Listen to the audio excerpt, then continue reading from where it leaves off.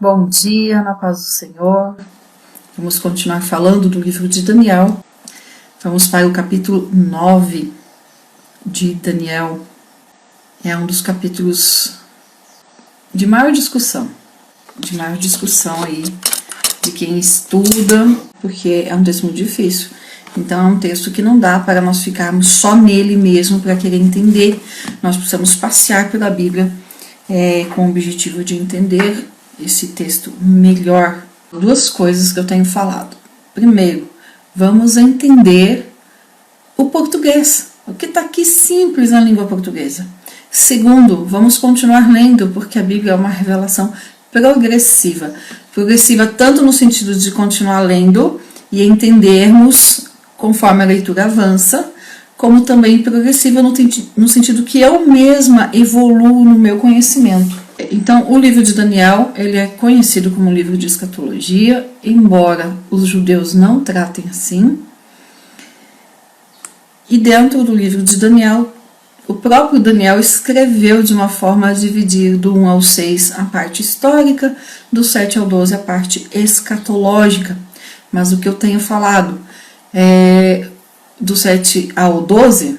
foi 7 ao 9, do 7 ao 12, que é a parte escatológica, ela não acontece depois do 6, na linha do tempo da vida de Daniel, não. São capítulos que vão acontecendo enquanto a vida vai acontecendo, do 1 ao 6. Então, já situei aí que os capítulos 7 e 8, eles acontecem cronologicamente entre o capítulo 4 e o 5 de Daniel. Agora nós vamos para o 9, e o 9 acontece quando, então? Depois da queda da Babilônia. O 9, ele acontece no primeiro ano de reinado de Dario, quando não existe mais Império Babilônico, já é Império Medo-Persa. Para nós entendermos o capítulo 9, nós precisamos nos lembrar de Jeremias 25. Lembrem, Jeremias 25, Jeremias estava lá em Jerusalém, profetizando sobre a queda de Jerusalém, profetizando sobre tudo que Deus ia fazer com seu povo. E aí ele escreve, então, uma carta para os cativos que estavam na Babilônia. E esta carta é levada para os cativos. Essa carta de Jeremias, então, ele fica lá na Babilônia. Ele é lido assim que Jeremias manda a carta, é lido. O povo, no início do cativeiro, sabia dessa carta, leu, ouviu e a carta ficou guardada. Aqui no capítulo 9, no primeiro ano do rei Dario, no primeiro ano do rei Dario, Daniel então vai ler essa carta. É uma coisa muito interessante que nós precisamos aprender assim, muito com Daniel. Ele recebeu um entendimento das coisas por estar lendo a palavra de Deus. Não é essa Bíblia que nós temos hoje, completa, é parcial, mas foi lendo ali que ele teve o entendimento das coisas. Então, muitas vezes a gente quer entender, quer saber, mas a gente não está lendo a Bíblia de uma forma completa. Vamos lá, então? Vamos ler dos versículos 1 ao 3. No ano 1º de Dario. Então, esse capítulo 9, ele deveria vir logo em seguida ao 5, ou um pouquinho antes do 6, ou em seguida do 6. Ele aconteceu no mesmo ano do 6. Então, o capítulo 9 acontece no mesmo período que o capítulo 6, no mesmo ano. Então, no primeiro ano de Dario, filho de Assuero, da nação dos Medos, o qual foi constituído rei sobre o reino dos caldeus. No primeiro ano do seu reinado, eu, Daniel, entendi pelos livros que o número dos anos de que falou o Senhor ao profeta Jeremias, em que haviam de acabar as assolações de Jerusalém, era de 70 anos. Vamos lá? Jeremias 25, versículo 11. Também toda esta terra será uma desolação e um assombro, e essas nações servirão ao rei de Babilônia 70 anos. E será, versículo 12, E o versículo 12 é que chamou e despertou em Daniel um desejo muito grande de interceder. Ele vai orar, ele vai interceder por isso. Vamos ver o que ele vai fazer. E será que quando forem cumpridos os 70 anos, virei sobre o rei da Babilônia e esta nação, diz o Senhor, castigando sua iniquidade e a terra dos caldeus, e farei deles desolações perpétuas. Então Daniel, vamos voltar aqui, Daniel 9:2, em que haviam de acabar as assolações de Jerusalém, era de 70 anos. Daniel: e eu voltei o meu rosto ao Senhor Deus para o buscar, com oração e rogo, com jejum, saco e cinza. Porque ele se apercebeu que tinha cumprido, que estava se cumprindo os 70 anos. Veja a sua oração baseada na Bíblia, no que ele tinha lido de Jeremias 25, na carta de Jeremias aos cativos. Então, é importante nós lermos a Bíblia e nos sentirmos inspirados a orar. Quantas vezes lendo, para de ler para orar, lendo, para chorar, né? Nós precisamos, a Bíblia é a palavra viva, porque nós estamos lendo e o autor está aqui do lado. Nós temos esse privilégio e nós precisamos entender e ter consciência disso, que Deus está aqui conosco. Então nós podemos estar lendo, ler, por exemplo, agora a oração de Daniel e interceder pelo nosso país, por exemplo, assim como ele intercedeu pela nação dele. Veja, nós vamos ver aqui que eu vou ler. Daniel em nenhum momento se coloca numa posição de perfeito, de santo, de eu não errei, Deus, mas olha o povo que está fazendo. Olha lá. Não, ele não faz isso. Ele se inclui. Vamos ver? 4. E eu orei ao Senhor meu Deus e confessei e disse: ó Senhor, Deus grande e tremendo, que guardas a aliança e a misericórdia com os que te amam e guardam os teus mandamentos. Pecamos. Olha lá. Ele se inclui. Quando ele saiu de Jerusalém, ele era adolescente. Mas ele se inclui na oração. Ele se coloca ali como povo. Porque quando a gente se põe como unidade, não tem um pecou mais que o outro. É o povo, é a unidade. Isso serve para a família, isso serve no casamento. Unidade. Pecamos e cometemos iniquidade, procedemos impiamente, e fomos rebeldes, e nos apartamos dos teus mandamentos e dos teus juízos. Ele se põe ali junto. E não demos ouvidos aos teus servos, os profetas, que em teu nome falaram aos nossos reis, e aos nossos príncipes, e aos nossos pais, e a todo o povo da terra.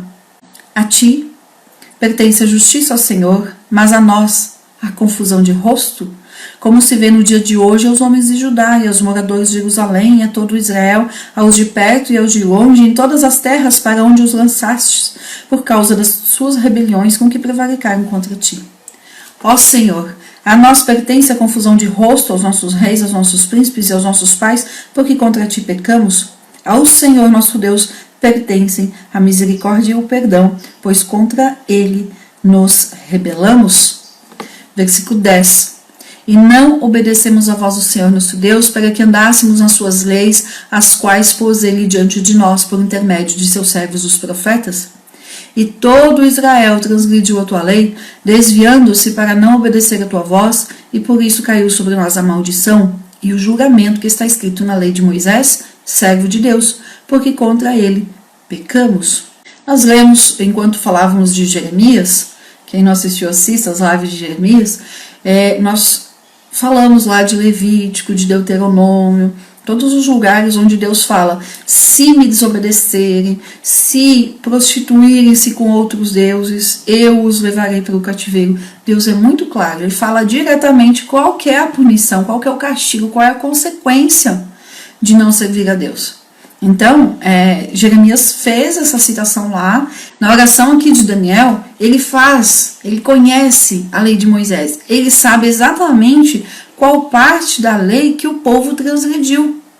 Sabe o que mostra? Que embora ele estava no cativeiro, embora ele tivesse um cargo importante no palácio do rei, embora ele estivesse ali, de uma certa forma em destaque, já que ele era no tempo de Nabucodonosor, no tempo de Belsazar, o terceiro cargo, no tempo agora de Dario, o segundo cargo, ele era entre os 3 príncipes que mandavam em 120 outros cargos maiores. Embora fosse tudo isso, ele se dedicava a conhecer a palavra do Senhor.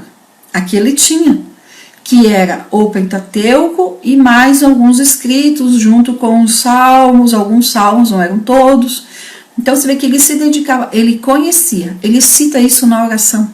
Olha só, né, o versículo 11, o juramento que está escrito na lei de Moisés, servo de Deus, porque contra ele pecamos. Então ele conhecia a palavra de Deus. Versículo 12, e ele confirmou a sua palavra que falou contra nós e contra os nossos juízes que nos julgavam, trazendo sobre nós um grande mal, pois nunca foi feito debaixo do céu nada semelhante ao que aconteceu em Jerusalém. Conforme está escrito na lei de Moisés, todo aquele mal veio sobre nós, e mesmo assim não imploramos o favor do Senhor nosso Deus para nos convertermos de nossas maldades. Ele conhecia. O que está nos mostrando aqui? O que nós temos para aprender com Daniel? Conhecer também. De ler a palavra e orar a palavra. Esse orar a palavra não é repetir. Não é pegar uma oração que está aqui e repetir ao pé da letra, porque Jesus já nos disse para não fazer vãs repetições. Mas é trazer para a nossa realidade, sabe? Como que adaptar? É isso. Para nós orarmos melhor, nós precisamos conhecer. Olha quanta coisa que Daniel cita aqui. Não dá tempo agora de nós linkarmos com a lei de Moisés, todos os versículos, mas para cada expressão que ele põe aqui, tem uma passagem lá no Pentateuco que cita exatamente o que ele está falando aqui.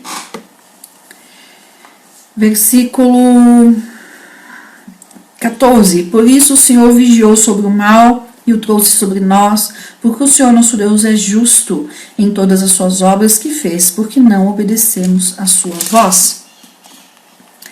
Agora, pois, ao Senhor. Então, depois ele fazer toda uma confissão, como que uma retratação, ali ele expõe tudo que o povo fez, se coloca junto. Não se põe como superior, como eu não fiz a mesma coisa, não, ele se põe junto como unidade. Agora, pois, ao Senhor nosso Deus, que tiraste o teu povo da terra do Egito com mão poderosa, e tens feito para ti um nome, como se vê no dia de hoje, pecamos e procedemos impiamente. Ó Senhor, conforme todas as tuas justiças, aparte-se agora a tua ira e o teu furor de sobre a tua cidade de Jerusalém, do teu santo monte, porque por causa dos nossos pecados e pelas iniquidades de nossos pais, Jerusalém e o seu povo tornaram-se um opróbrio para todos os que nos rodeiam.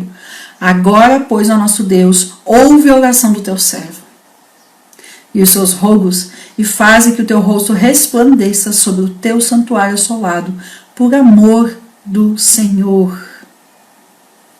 Nós vamos ver isso lá no Salmo 80. O Salmo 80 é um salmo de Asaf.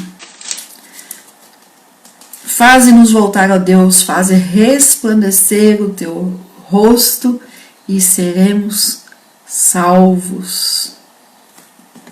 Então, Daniel, toda essa oração dele aqui é baseada na palavra de Deus, naquilo que ele já conhecia da palavra de Deus, naquilo que tinha disponível da palavra de Deus nesse tempo. Toda a oração dele aqui é fundamentada na Bíblia. Não é fundamentada num desejo particular, algo que ele quer construir, algo que ele quer fazer, algo que ele quer realizar. Não está baseado em autorrealização, em metas, não. Toda a oração dele aqui está pautada na palavra de Deus.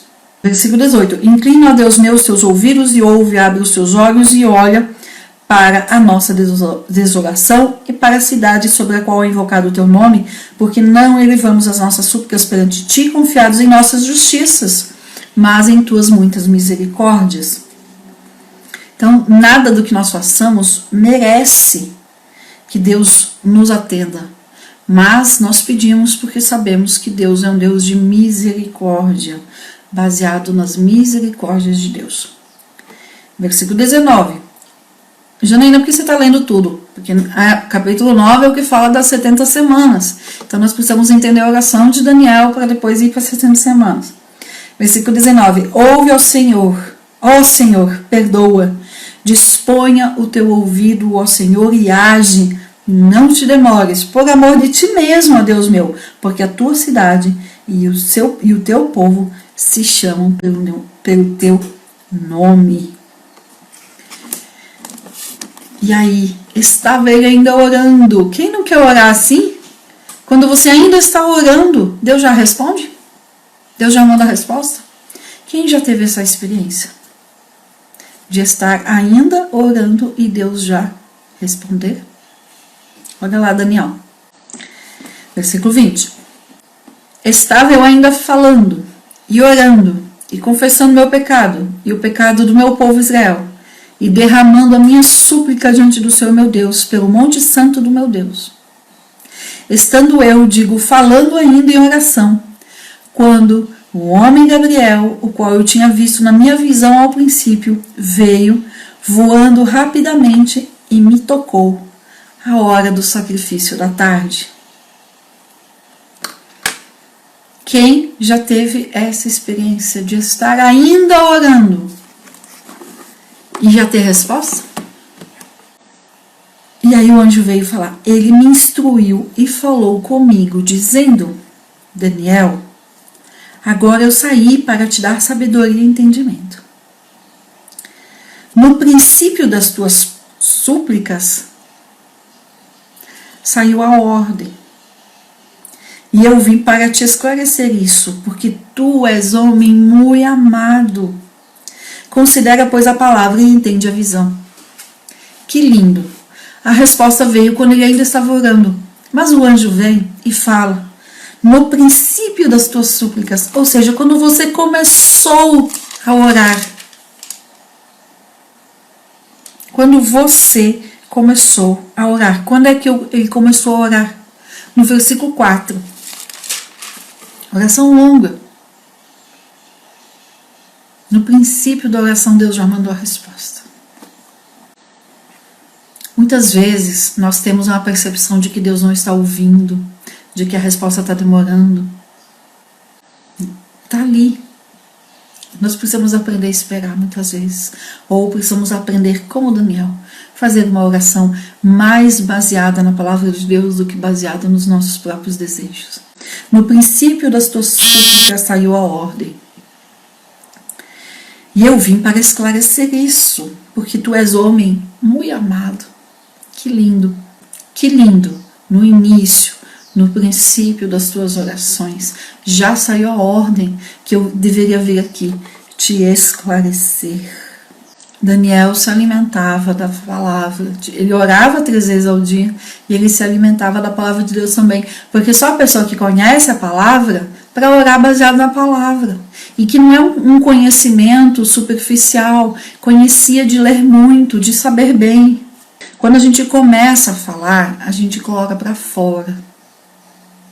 Então o nosso coração também é aliviado nesse colocar para fora. Nós não precisaríamos orar só porque Deus já conhece. Deus sabe que eu vou orar antes mesmo de orar. Mas há um trabalhar de Deus nesse orar.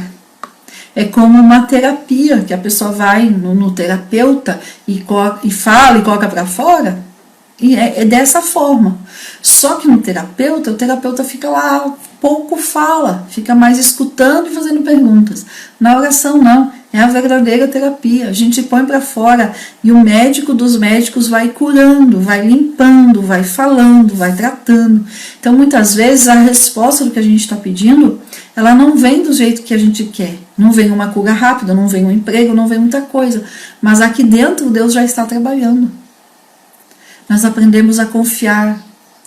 Quando nós oramos e colocamos as nossas ansiedades para fora, nós ficamos mais tranquilos, vivemos melhor, vem abundância de vida.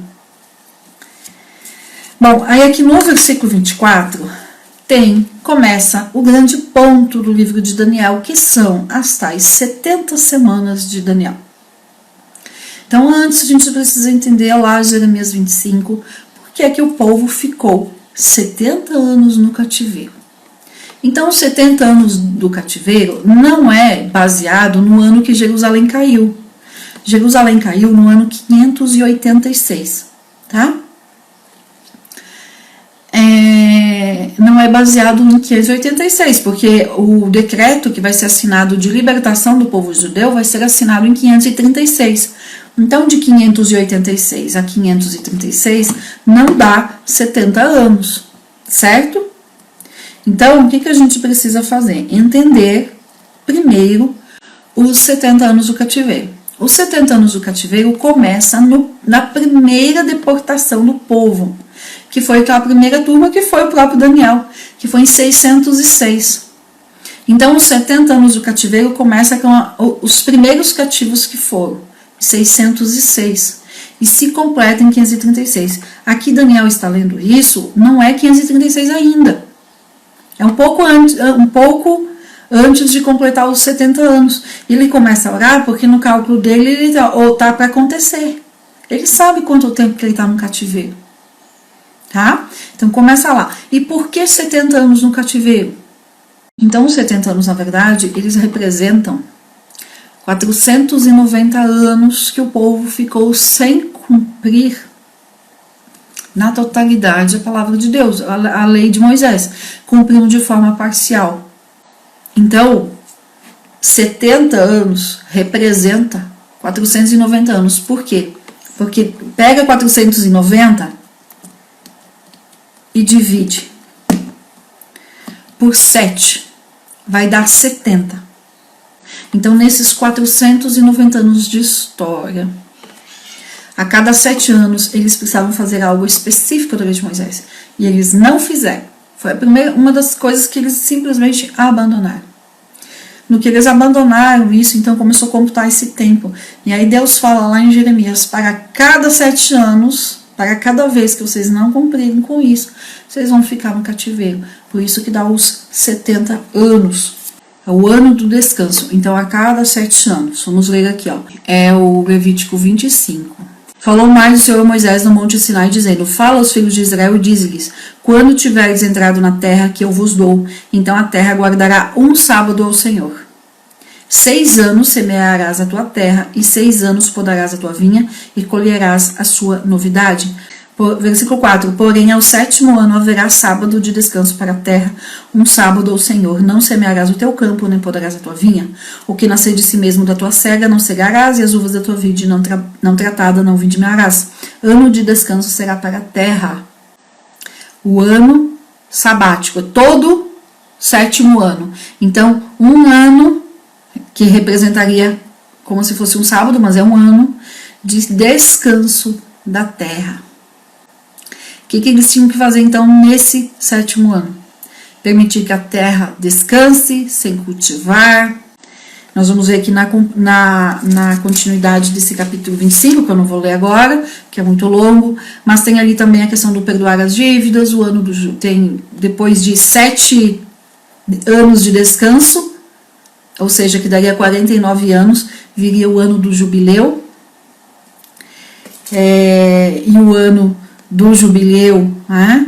Ali tinha toda uma questão de liberdade, libertar os escravos, devolver a terra para os antigos donos, uma série de coisas. Então, os 70 anos no cativeiro é baseado nesse Levítico 25. O que a lei do Senhor fala, então? A cada 6 anos trabalhando na terra, o 7º ano de descanso. Quando vem o cativeiro, a gente continuar aqui no 25, a gente vai ver a punição. Quando vem o cativeiro de 70 anos é justamente porque durante um período de 490 anos, eles não cumpriram esses 7. Então, quando eu pego 490 anos e divido por 7, dá 70. Então, 70 vezes eles não cumpriram com o Levítico 25. E por causa disso, eles vão para o cativeiro e ficam lá 70 anos. Deu para entender? Não sei se eu estou resumindo demais, aí fica difícil de entender.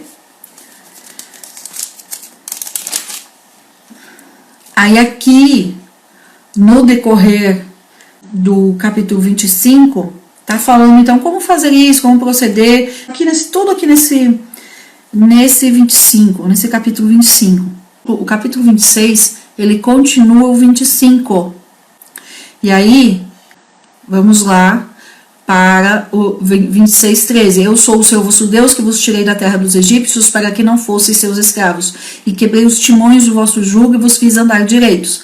Versículo 14 de Levítico 26. Mas se não me ouvirdes e não fizerdes todos esses mandamentos, e se rejeitardes os meus estatutos, e a vossa alma se enfadar dos meus juízos, não cumprindo todos os meus mandamentos para invalidar o meu conserto, então eu vos farei isso.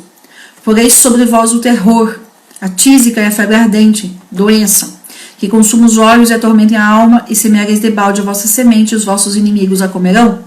E porei a minha face contra vós, e sereis feridos diante dos vossos inimigos, e os que vos aborrecem de vós se senhorearão, e fugireis sem ninguém vos perseguir. Esse ainda, preste atenção, versículo 18, esse ainda com essas coisas não me ouvirdes, então eu prosseguirei em castigar-vos 7 vezes mais por causa dos vossos pecados, quebrantarei a soberba da vossa força. Aí olha lá, versículo 20, as árvores da terra não darão seu fruto, e se andardes contrariamente para comigo e não me quiserdes ouvir, trazer-vos-ei praga 7 vezes mais. Enviarei entre vós as feras do campo. Versículo 23, se ainda com essas coisas não fordes restaurados por mim, ainda andardes contrariamente comigo, ou seja, Deus ia mandar doença, fome, um monte de coisa. Se ainda não se arrependerem, eu vos ferirei mais 7 vezes mais. O 24. Aí o 25. Ou seja, se eu mando doença, mando fome, mando praga, e vocês ainda não se arrependem, trarei sobre vós a espada. Versículo 25. Que executará a vingança do concerto, e ajuntados estareis nas vossas cidades. Então enviarei a peste entre vós, e sereis entregues nas mãos do inimigo. Quando eu vos quebrantar o sustento do pão, então 10 mulheres cozerão o vosso pão num forno, e tornar-vos-ão o vosso pão por peso, e comereis, mas não vos fartareis. E se ainda com essa fome não se arrependerem, versículo 27, 28, também eu convosco andarei contrariamente em furor, e vos castigarei 7 vezes mais por causa dos vossos pecados. Versículo 29, aconteceu em Jerusalém, porque comereis a carne de vossos filhos, e a carne de vossas filhas comereis. Vimos isso lá em Lamentações de Jeremias. Aí o 30 também. 31. E porei as vossas cidades por deserto, e assolarei os vossos santuários, e não cheirarei o vosso cheiro suave. E assolarei a terra, e se espantarão disso os vossos inimigos que nela morarem. Olha o versículo 33. Levítico, gente, o povo já sabia disso aqui. E vos espalharei entre as nações, e desembainharei a espada atrás de vós, e a vossa terra será assolada, e as vossas cidades serão desertas. Então a terra folgará nos seus sábados, todos os dias da sua assolação, e vós estareis na terra dos vossos inimigos, a terra descansará e folgará nos seus sábados. Todos os dias da assolação descansará, porque não descansou nos vossos sábados, quando vocês habitavam nela. O versículo 36 aconteceu lá também. 37. Aí no 40. E isso vai acontecer lá no cativeiro. Ó. Então confessarão a sua iniquidade, a iniquidade de seus pais, com as suas transgressões, com que transgrediram contra mim, como também confessarão que por terem andado contrariamente para comigo, eu também andei com eles contrariamente, e os fiz entrar na terra dos seus inimigos, ou seja, na Babilônia. O 43 continua falando do sábado. Aí o 44, e demais disso também, estando eles na terra dos seus inimigos, não os rejeitarei, nem me enfadarei deles para consumi-los e invalidar o meu conserto, porque eu sou o Senhor seu Deus. Antes, por amor deles, me lembrarei do concerto com seus antepassados, que tirei da terra do Egito perante os olhos das nações, para lhes ser por Deus. Eu sou o Senhor.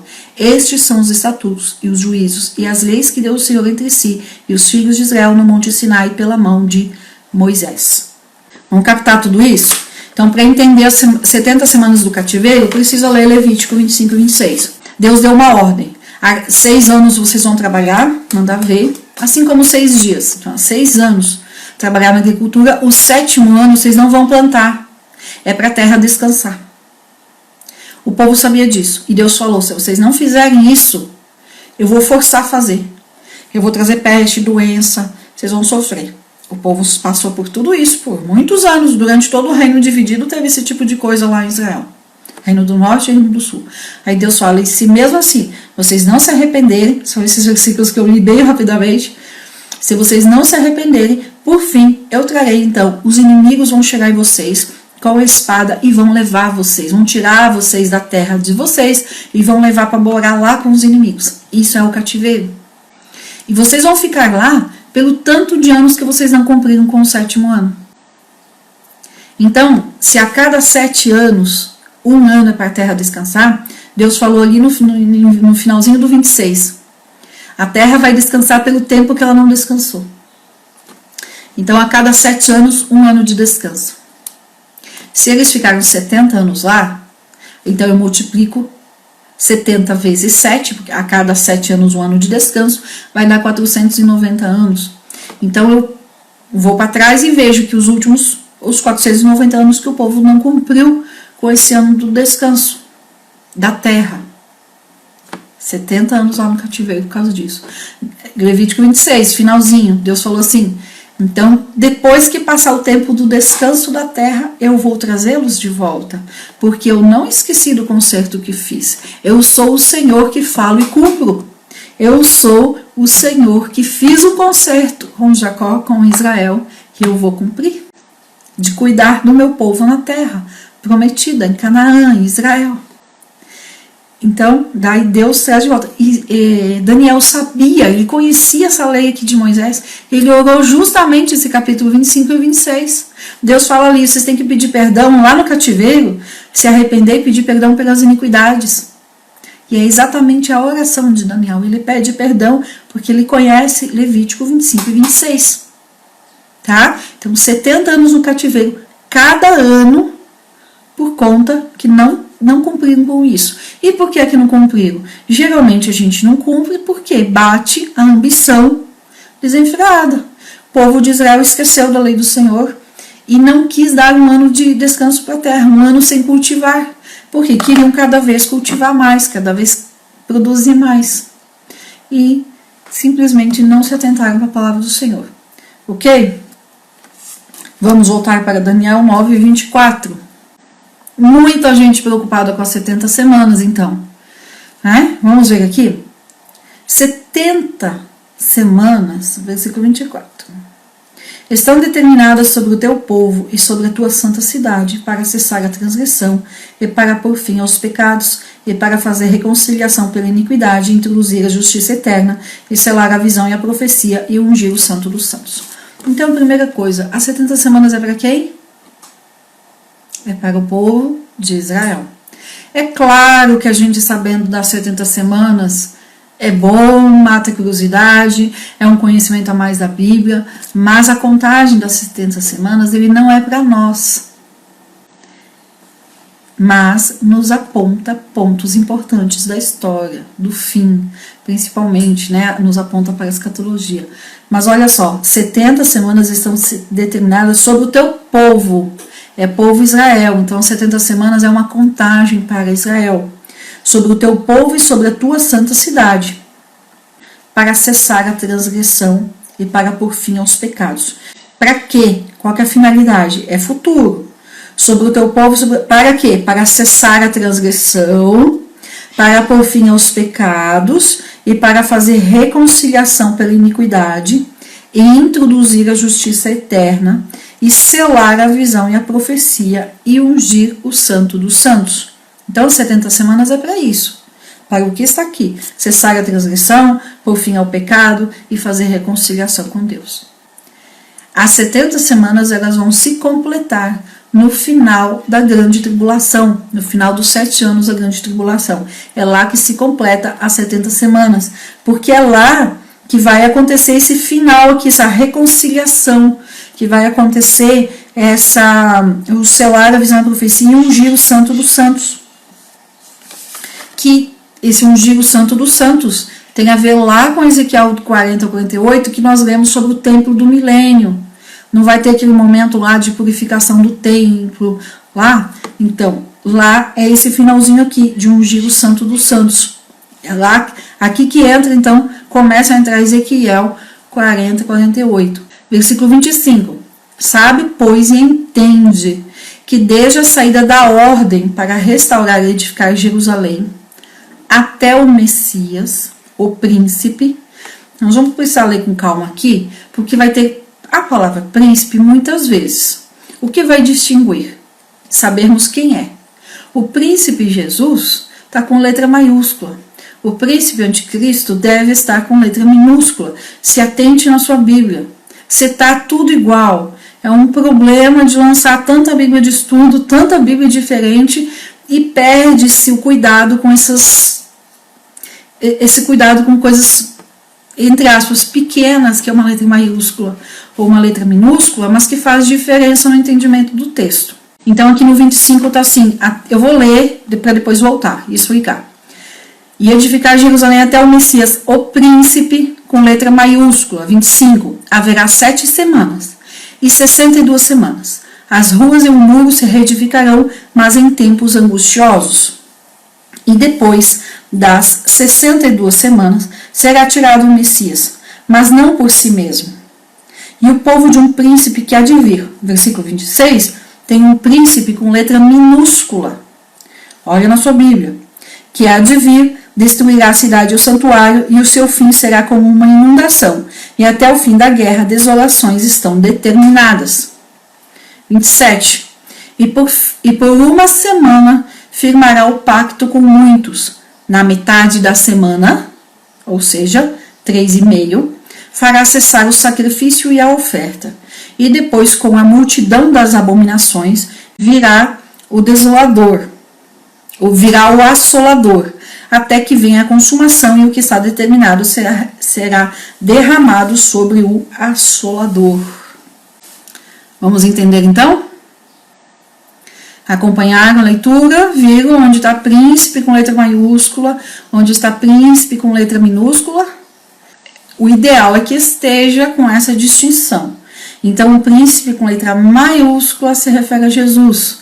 O príncipe com letra minúscula se refere ao anticristo. Ok? Então, vamos entender. No 24, nós vimos que as 70 semanas é para a contagem para o povo de Israel e para a cidade de Jerusalém. Ok? No 25, o que nós vimos? Que há uma distinção, há uma separação. Então, a forma mais fácil de entender, sabe como que é? Papel e caneta. Rascunha ali para você, porque aí você vai conseguir entender. O raciocínio da gente funciona melhor quando a gente escreve, tá bom? Então, existem divisões ali. Olha só, se você está com papel e caneta, rascunha aí. Sabe, pois, e entende que desde a saída da ordem para restaurar e edificar Jerusalém. Então, o que ele está falando? Vai ter uma ordem para restaurar e edificar Jerusalém. Ali começa a contagem das 70 semanas, nessa ordem. Aí ele fala assim, haverá 7 semanas. Então, põe ali no seu rascunho, 7 semanas. Segura aí. Na linha de baixo, e 62 semanas. 62 semanas. Pula uma linha. Aí assim, as ruas e o muro se reedificarão, mas em tempos angustiosos. Já vamos voltar aqui, vamos entender a contagem das 70. Lá embaixo no 26. E depois das 62 semanas, aí nas 62 semanas, acontecem várias coisas. Por isso que eu falei, pula uma linha, que a gente vai voltar e eu vou falar o que vai acontecer nessas 62. Aí o 27 é a última semana, porque se você somar as 7 semanas da primeira linha com as outras 62, dá 69, então falta uma. Então na outra linha, pula uma linha e põe lá uma semana, que é o 27. Semana formada por dias, cada dia representa um ano. Tá bom? Nós já vimos. Quem está marcando, marcou linhas separadas para entender? Então, sabe, pois, e entende que desde a saída da ordem para restaurar e edificar Jerusalém, então vai ter uma ordem. Quem vai assinar essa ordem? Essa ordem vai ser assinada por Ciro, o que vai substituir o rei Dario aqui. Tá? Nós vamos ver isso. Nós vamos ver Esdras.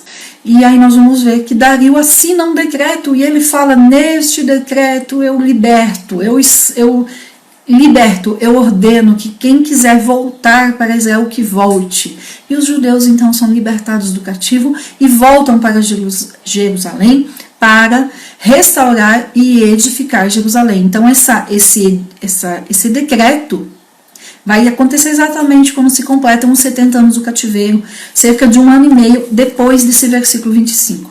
Ali começa a contagem das semanas, tá bom? Dessa primeira parte que é de 7 semanas. 7 semanas, então, quando multiplico 7 vezes 7, dá 49. Então, são 49 anos, tá? Os 49 anos, ele começa, então, quando é o retorno ali para reconstruir, tá? Quando acaba esses 49 anos, vamos ver melhor isso lá em Êxodo e Neemias. Então, é um período, 7 semanas, porque essas 7 semanas da primeira linha ali que eu falei é algo muito específico para restaurar e reedificar Jerusalém. Quando acaba isso, e nós vamos ver que para restaurar Jerusalém vai acontecer um tanto de coisa, eles vão começar, vão parar, vai ter um monte de coisa. Quando acaba esse tempo, começa a segunda parte, que são as 62 semanas. Essas 62 semanas, elas terminam na crucificação de Jesus. Então, elas começam aí no ano 400, nós vamos ver lá, e vai até a crucificação de Jesus. Faça aí, ó, 62 semanas vezes 7, vai dar 434. Os 34 aí, vamos dizer que é o tempo da crucificação de Jesus, né? A gente aprende que é no ano 33, o nosso calendário tem um problema de correção de data aí, que eles simplesmente um dia eles começam do zero, mas já tinha passado um pouquinho, enfim. E os 400 anos, que a gente chama de 400 anos de período de silêncio, que é os 400 anos de período interbíblico entre o Velho e o Novo Testamento, que o último profeta Malaquias, e aí depois fica o silêncio, e aí vem, né, o Novo Testamento, tá? Então esses 434 ali, eles acontecem certinho na história. Então as 7 semanas primeiras correspondem ao tempo de restauração, edificação, reconstrução de Jerusalém, quando o povo volta ali do cativeiro, e aí depois, quando acaba os 49, essas 7 semanas, que são específicas, começa imediatamente as outras 62 semanas. Elas estão separadas na contagem apenas para identificar o tempo de reconstrução de Jerusalém, tá? E aí, essas 62 semanas vão até Jesus, até a morte de Jesus. Vamos ler o 25 de novo?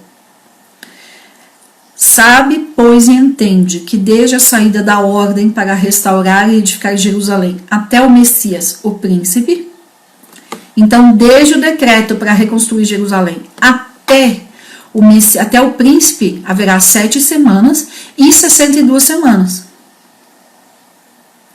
As ruas e o muro se reedificarão, ele já avisa aqui, mas em tempos angustiosos. Serão tempos difíceis a reconstrução. As ruas e os muros e o muro se reedificarão, mas em tempos angustiosos. Vai ser difícil.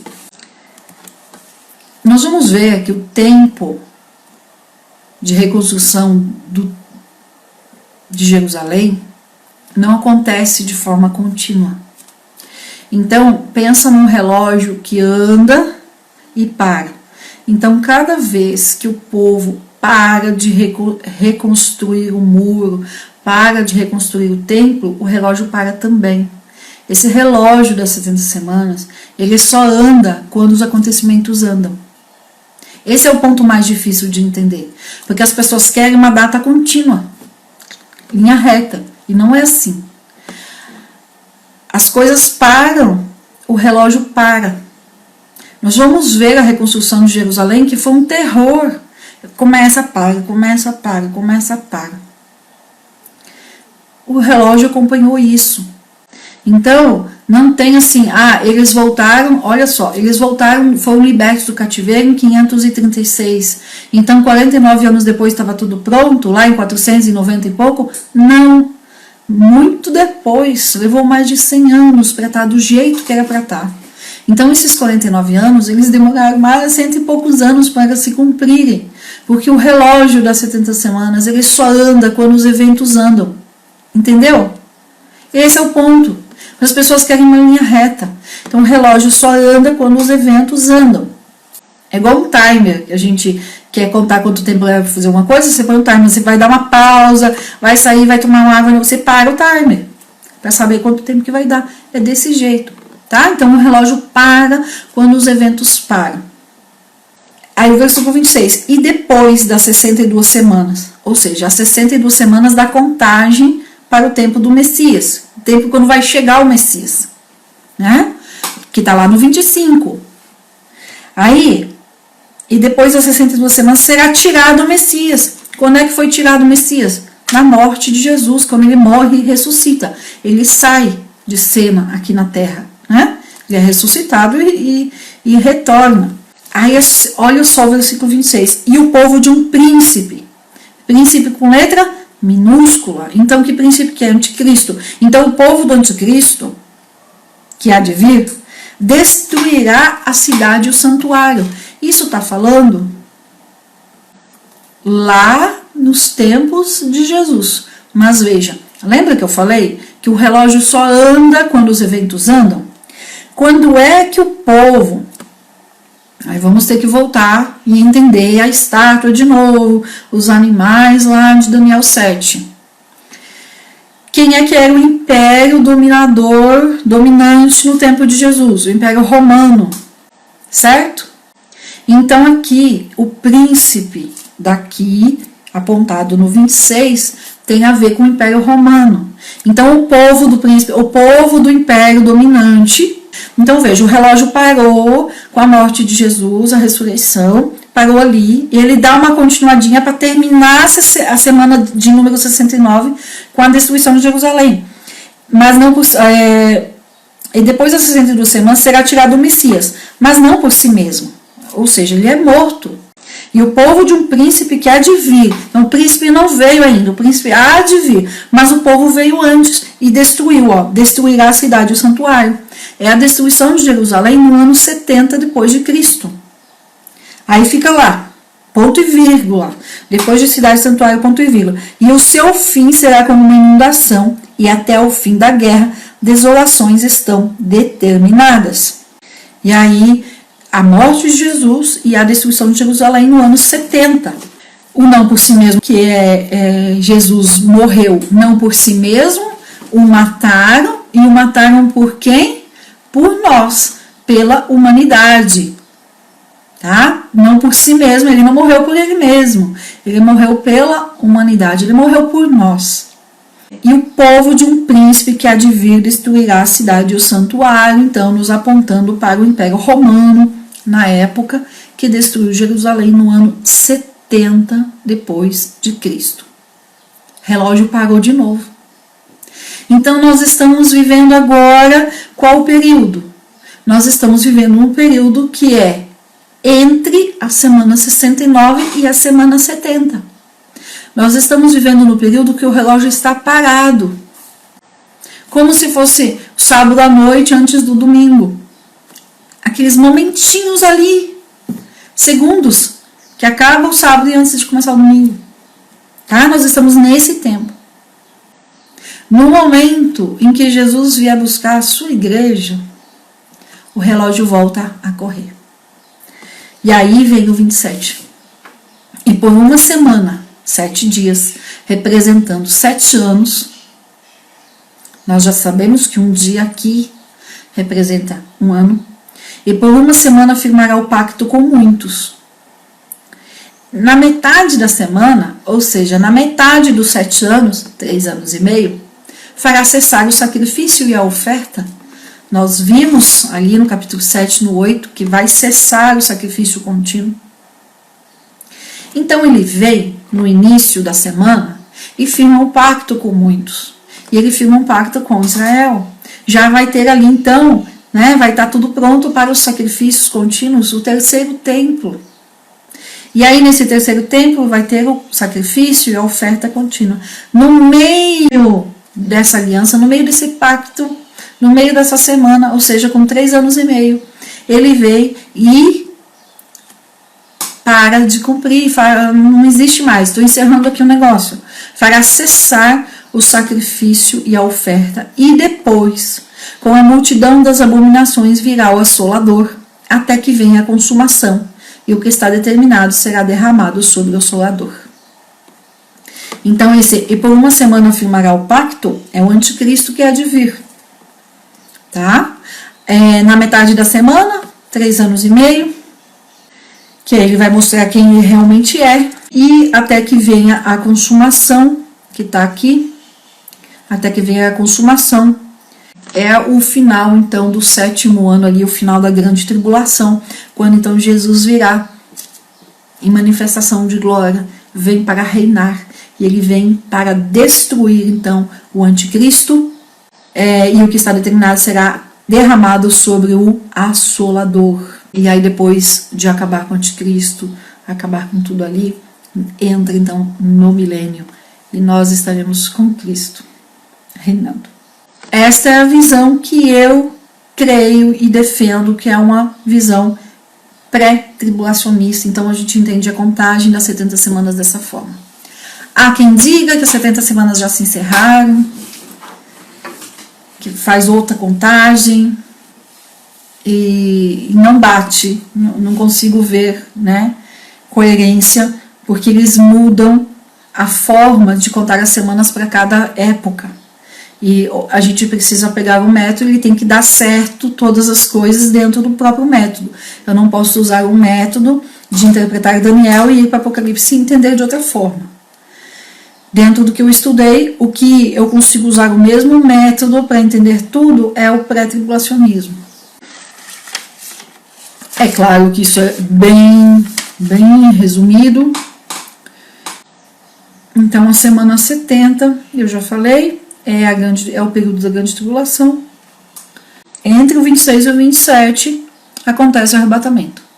Então, quando que vai acontecer a 7ª semana, a 70ª semana? Quando tiver o arrebatamento, na visão dessa linha pré-tribulacionista. Jesus vem, tira a sua igreja daqui, começa os 7 anos. O período que nós estamos agora é entre a semana 69 e a 70. Lembra que eu falei, o relógio das 70 semanas, ele só anda conforme os eventos andam. Então, como agora não há um evento específico desses aqui, nós estamos vivendo um tempo de princípio de dores, mas não é um momento específico das 70 semanas, um momento específico da última semana, então nós estamos no meio, numa pausa do relógio. A semana 69 acabou e a semana 70 ainda não começou. Então nós estamos vivendo o momento da pausa. Mas as 70 semanas, ela não é uma contagem específica para nós. O versículo 24 fala que é para o povo e a santa cidade de Jerusalém. Gente, fiquem com Deus então, estamos encerrando. Eu espero que tenha sido bênção para você, eu espero que tenha sido esclarecedor. Então as coisas vão se esclarecendo conforme a gente vai avançando na leitura, e quando chegarmos em Apocalipse, já passando por Ezequiel, já passando por Daniel e Zacarias, vai ficar mais fácil, tá bom?